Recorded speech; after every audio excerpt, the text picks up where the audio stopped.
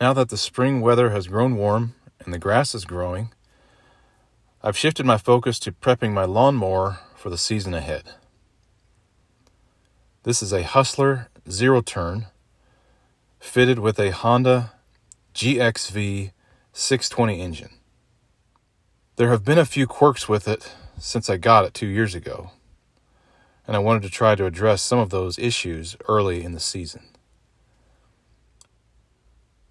You have likely noticed the custom navigator seat bolted to the deck of my mower.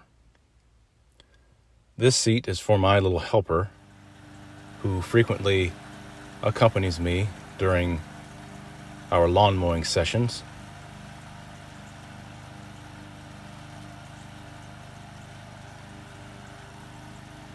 One mowing session is about an hour's worth of entertainment for an active little guy such as ours. So he enjoys it, and it's just an hour of time that Mom can take a break and he can spend time with Dad.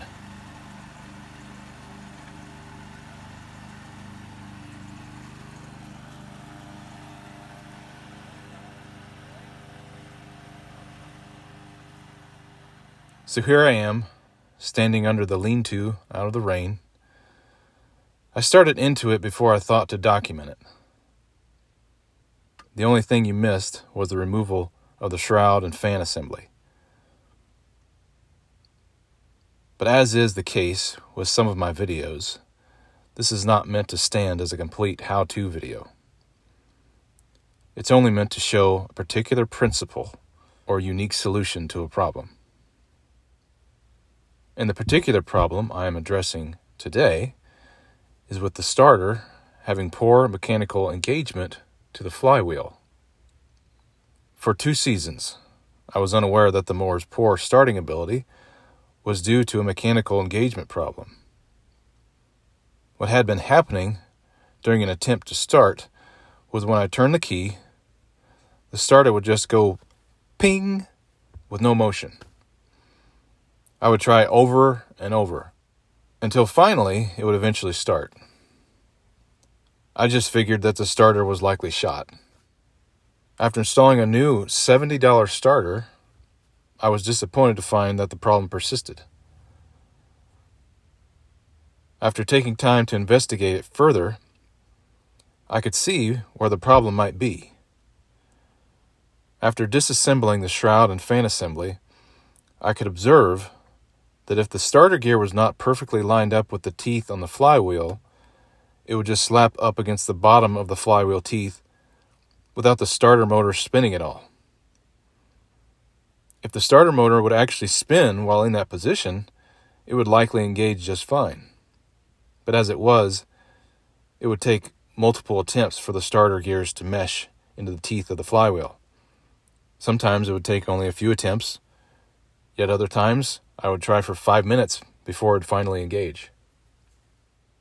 As I looked closer, I could see that the starter gear has beveled teeth for the purpose of ramping into the flywheel teeth. If only the starter motor could actually spin at that position, it wouldn't have a problem starting the engine. As I understand the mechanics of these solenoid starters, the spin of the motor doesn't engage until the drive gear has reached the end of its travel. The unfortunate result of the Honda GXV 620 engineering is that there is no way to adjust the positioning of the starter itself. That would have helped matters, but since I couldn't adjust the starter assembly, I began to question the relative position of the flywheel, and I looked for a way to gauge whether it was seated properly on the shaft. As I turned the flywheel, I noticed that as the magnet passed the laminations of the magneto, it was down a bit from the center of the laminations. I figured that the engineers likely intended for the flywheel magnet to be centered with the magneto laminations, in which case the flywheel was currently sitting lower than intended, which could explain why the starter solenoid wasn't able to move far enough in its travel to engage properly. So I am now looking at possibly shimming the flywheel up to allow just a bit more travel for the starter solenoid, in order that it might be able to then close the contacts for the starter motor to actually spin. That wasn't as straightforward as I thought it might be. I couldn't yet determine if the motor shaft was straight or tapered. At first glance, it looked like it was a straight shaft, in which case I could simply draw it upward into the proper position, or place shim washers between the flywheel and the shaft bearing to keep it where it needs to be. With the use of a puller I borrowed from a friend, I made headway to remove the flywheel. Before I go much further, I wanted to give a shout out to my good friend Dennis, a seasoned auto mechanic who has helped me through countless vehicle breakdowns throughout the years. In addition to being a great storyteller and conversationalist, he has also allowed me to use his garage and tools to do repairs on my vehicles at times when I couldn't afford to pay him to do it for me. Thank you, Dennis. You are a gifted person, and your friendship is greatly cherished.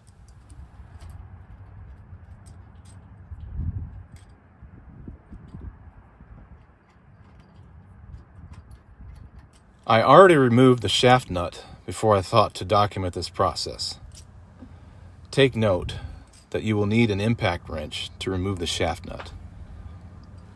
It also helps to use an impact wrench for operating the riser screw on the puller tool.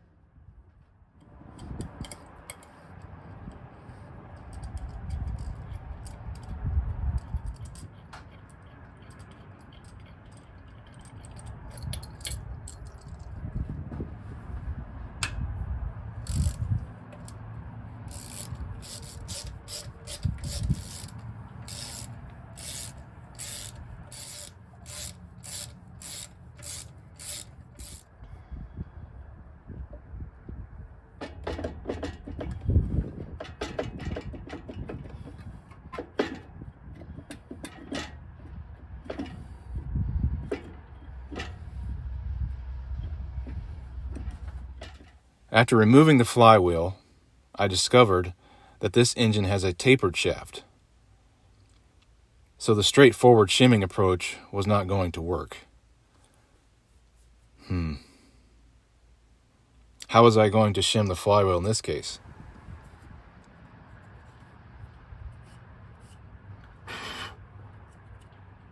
What came to mind was for me to fabricate a cone-shaped shim like what you see in this photo, except not as long as that one. To do this, I took a piece of cardstock, wrapped it around the tapered portion of the shaft, and used a razor blade to cut it out, like you see here. I then traced that paper template onto a piece of 24 gauge galvanized steel sheet. After cutting out the steel, I carefully wrapped it around the tapered shaft and gently shaped it by tapping it in place with a rawhide mallet. This is how it looked when it was done. I reinstalled the flywheel with the shim in place to check its relative elevation to the magneto laminations, and it looked very close to center. So I decided to tighten it down and try starting the engine. I'll let the video footage now speak for itself.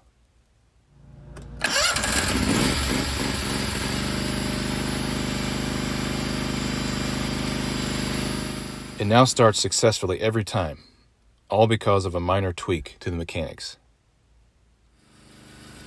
I'm now showing my yearly maintenance routine that I perform on all my small engines. It's a mixture of gasoline, lacquer thinner, carb jet cleaner, and upper cylinder lube.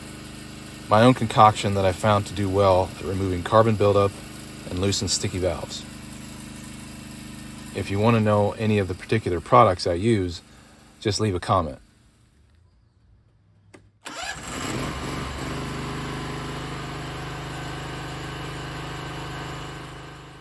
I hope you enjoyed this video. If so, please give it a like. And if you haven't yet subscribed to my channel, consider subscribing. I will continue to post DIY projects and hacks for the everyday life. So if you want to be notified of any future posts, click the notification bell. Till next time, happy hacking. This is Sir Do It All signing out.